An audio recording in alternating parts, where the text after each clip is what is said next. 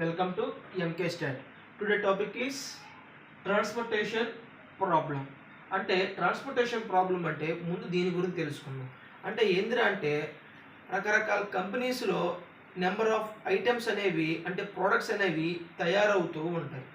ఓకేనా? ఈ number of ఐటమ్స్ని ఈ లాట్ ఆఫ్ ఐటమ్స్ని ఒక దగ్గర స్టోర్ చేసి పెట్టుకుంటాం. వాటిని ఏమంటారా అంటే ఆరిజిన్స్ అంటారు. అంటే వాటిని O1 O2 O3 and so on ఓఎంతో డినోట్ చేస్తాం అన్నమాట. ఓకేనా? ఇక్కడ స్టోర్ చేసి పెట్టుకున్న ఐటమ్స్ని ఆ ప్రోడక్ట్స్ని మనం ఏం చేస్తాం, డిఫరెంట్ ప్లేసెస్కి ట్రాన్స్పోర్ట్ చేస్తాం. అంటే వాటిని ఏమంటారు అంటే డెస్టినేషన్స్. ట్రాన్స్పోర్ట్ చేసే ప్లేసెస్ని ఏమంటారు అంటే డెస్టినేషన్స్ అంటారు. వాటిని ఏ విధంగా డినోట్ చేస్తారంటే D1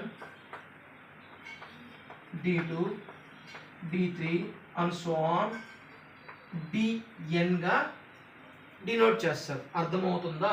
ఈ ప్రోడక్ట్స్ అనేవి ఆరిజిన్ నుంచి ఓకేనా ఎక్కడికైతే ట్రాన్స్పోర్టేషన్ చేయబడుతుందో వాటి ప్లేస్ని ఏమంటారు అంటే డెస్టినేషన్స్ అంటారు. ఇక్కడ మనం ఏం చేస్తామంటే ఈ ప్రోడక్ట్స్ తయారైన ప్రోడక్ట్స్ ఉంటాయి కదా, అంటే ఆరిజిన్లో ఉంటాయి. అంటే ఒక ప్లేస్లో నుంచి తయారైన ప్లేస్ నుంచి మనం ఏం చేస్తున్నాం, ఎక్కడైతే అవసరం అవుతుందో వాటిని అక్కడ డెస్టినేషన్ని ట్రాన్స్పోర్టేషన్ ద్వారా మనం పంపిస్తున్నాం.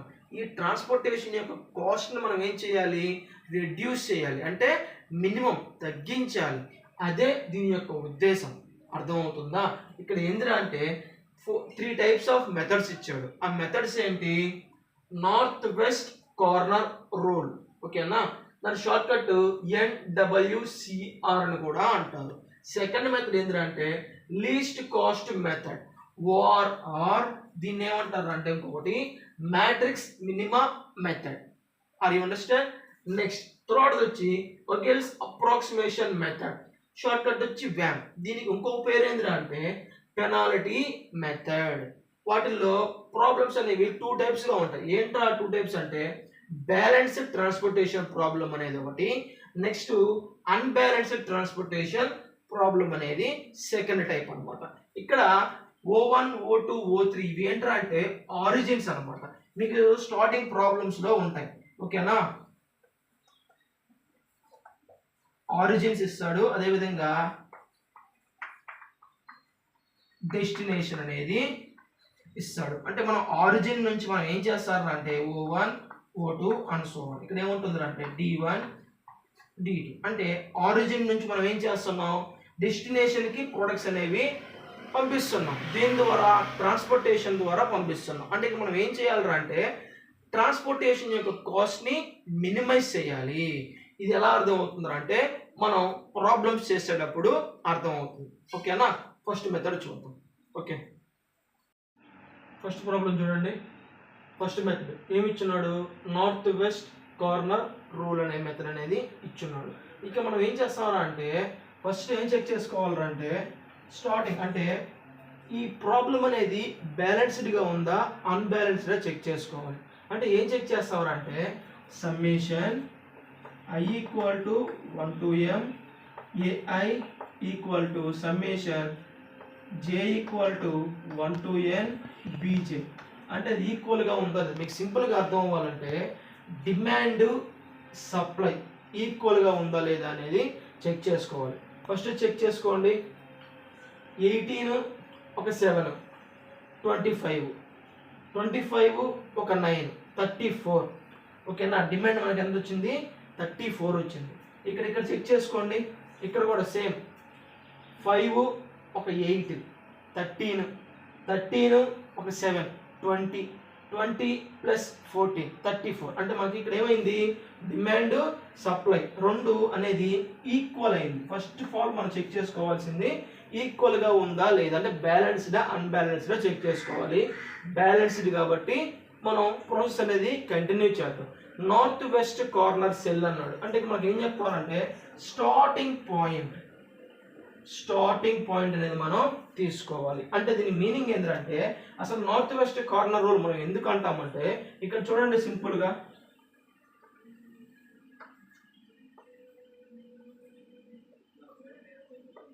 నార్త్ వెస్ట్, సౌత్,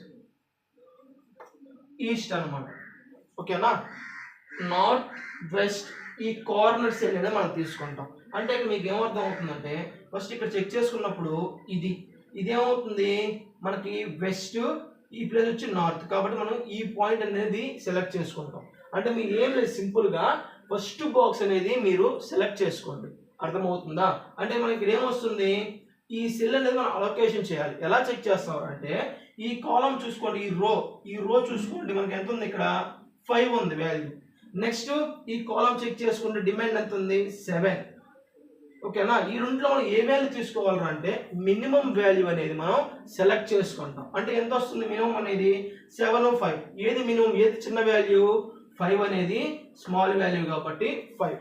ఎందుకు తీసుకోవాలి 5 ఎందుకు తీసుకోవాలి, మినిమం వాల్యూ ఎందుకు తీసుకోవాలి, మాక్సిమం ఎందుకు తీసుకోకూడదు అంటే ఇక్కడ మనకి డిమాండ్ అనేది 7 కావాల్సి వస్తుంది. ఓకేనా, కానీ సప్లైలో మనకి ఎన్ని ఉన్నాయి 5 ఉన్నాయి. అంటే మీకు చిన్న ఎగ్జాంపుల్ ఏంటంటే మనం ఒక షాప్కి వెళ్ళినప్పుడు అక్కడ మనకి 7 థమ్స్అప్స్ కావాలనుకోండి, మనకు ఒక 7 థమ్స్అప్లు కావాలి, కానీ షాప్ వాళ్ళ దగ్గర 5 ఉన్నాయి.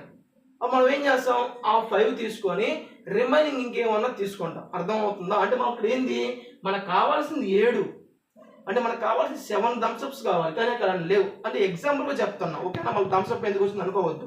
ఇక మనకి 7 ఉన్నాయి, ఇక్కడ 5, అంటే మనకి కావాల్సింది 7 కావాలి, కానీ ఇక్కడ అందుబాటులో లేవు, 5 ఉన్నాయి. కాబట్టి మనం ఇక్కడ ఏం చెప్పుకుంటున్నాం, కాబట్టి మినిమం ఏది ఉంటే దాన్ని ఇక్కడ సెలెక్ట్ చేసుకొని తీసుకుంటాం.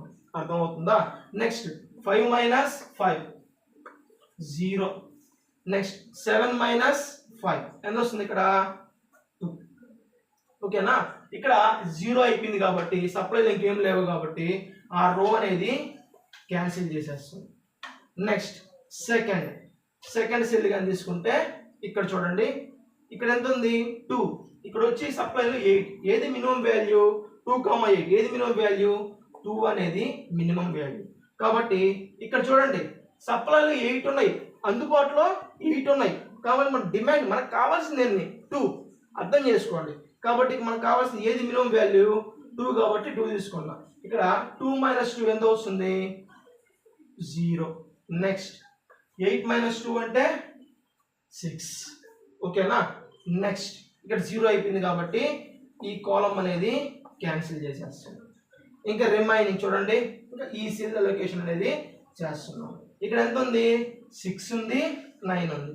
ఏది minimum value 6 is the minimum value కాబట్టి అలొకేషన్స్ లో 6 వేసుకుంటున్నాం. 6 - 6 అంటే 0. నెక్స్ట్ 9 - 6 అంటే 3.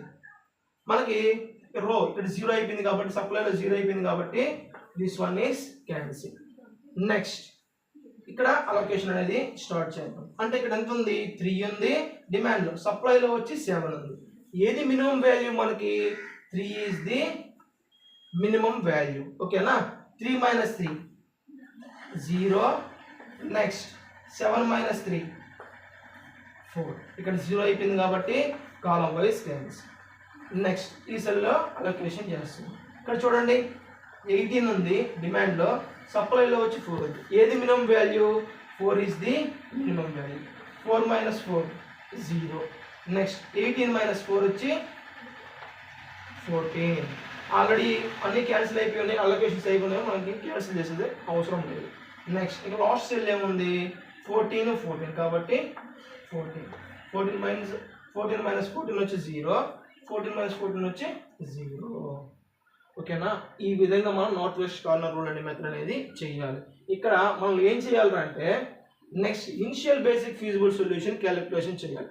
దానికన్నా ముందు మనం ఏం చేయాలంటే రిమ్ రిక్వైర్మెంట్ సాటిస్ఫై అవుతుందా లేదా చెక్ చేసుకోవాలి. అంటే ఏంటంటే m + n - 1 equal to allocations మొత్తం ఎన్ని ఉన్నాయి చూడండి. అలొకేషన్ సెల్స్ 1 2 3 4 5 6 మొత్తం 6 ఉన్నాయి.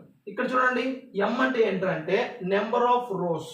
మొత్తం ఎన్ని రోస్ ఉన్నాయి 1 2 3 4 రోస్ ఉన్నాయి కాబట్టి 4 ప్లస్ n అంటే నెంబర్ ఆఫ్ కాలమ్స్.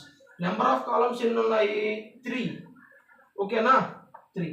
మళ్ళీ ఇక్కడ సప్లై కూడా లెక్కేస్తారేమో, సప్లై ఉండదు, సప్లై డిమాండ్ పీస్ రిమైనింగ్ కౌంట్ చేసుకోవాలి. ఓకేనా, -1 ఈక్వల్ టు 6. 4 + 3 7, 7 - 1 అంటే 6, 6 ఈక్వల్ టు 6. ఓకేనా, రిమ్ రిక్వైర్మెంట్ అనేది సాటిస్ఫై అయింది కాబట్టి ఇప్పుడు ఏం చేస్తామంటే ఇనిషియల్ బేసిక్ ఫీజిబుల్ సొల్యూషన్ అనేది క్యాలిక్యులేషన్ చేస్తాం. అంటే ఏం చేస్తామంటే సింపుల్గా ఎక్కడైతే అలొకేషన్స్ ఉన్నాయో వాటిని చెక్ చేసుకోండి. ఓకేనా, దీన్ని ఏం చేస్తామంటే సింపుల్గా x11 initial basic feasible solution to the given transportation problem is అని చెప్పి ఎంత ఉంది ఇక్కడ x11 ఎంత ఉంది ఇక్కడ పైన ఇక్కడ 5 ఉంది కాబట్టి ఈక్వల్ టు 5. ఇక్కడ 11 అంటే ఏంద్రా అంటే ఫస్ట్ నెంబర్ వచ్చి రోకి సంబంధించింది, సెకండ్ నెంబర్ వచ్చి కాలమ్ సంబంధించింది. ఓకేనా, 11 అంటే ఏంద్రా అంటే ఫస్ట్ రో ఫస్ట్ కాలం, అంటే ఫస్ట్ రో ఫస్ట్ కాలం ఎంత ఉంది మనకి ఇక్కడ 5%. నెక్స్ట్ ఎక్కడ ఉంది, ఇక్కడ ఉంది. ఏ రో ఇది సెకండ్ రో ఫస్ట్ కాలం, అంటే x21 equal to 2 comma. Next ఇక్కడ చూడండి ఏం రో ఇది, ఇక్కడ కూడా ఉంది కదా, ఇక్కడ ఏముంది second row second column x22 equal to 6 comma. Next ఇక్కడ చూడండి దిస్ వన్, ఇది ఏం రో third row second column x32 equal to 3 comma. Next ఇంకేముంది దిస్ వన్, అంటే అక్కడ ఏమొస్తుంది x33 equal to 4. Last one ఏంటి x43 ఈక్వల్ టు 14. ఇవేంటంటే ఇనిషియల్ బేసిక్ ఫీజిబుల్ సొల్యూషన్. మనం ఏం చేయాలి, టోటల్ కాస్ట్ క్యాలిక్యులేషన్ చేయాలి. అర్థమవుతుందా, ఇక్కడ రఫ్ చేస్తున్నానమ్మా. నెక్స్ట్ టోటల్ కాస్ట్,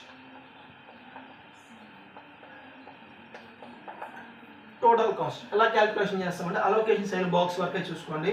ఇక్కడ ఎంత ఉంది value 2 × 5 plus next 3 × 2 plus next 3 × 6 plus next 4 × 3 plus 7 × 4 plus 2 × 14 equal to చూసుకోండి 2 5s 10 plus 3 2s 6 plus 3 × 6 18 plus 4 3s 12 plus 7 4s 28 plus 28 equal to మొత్తం టోటల్ చేస్తే మనకి ఎంత వస్తుంది 102 రూపీస్.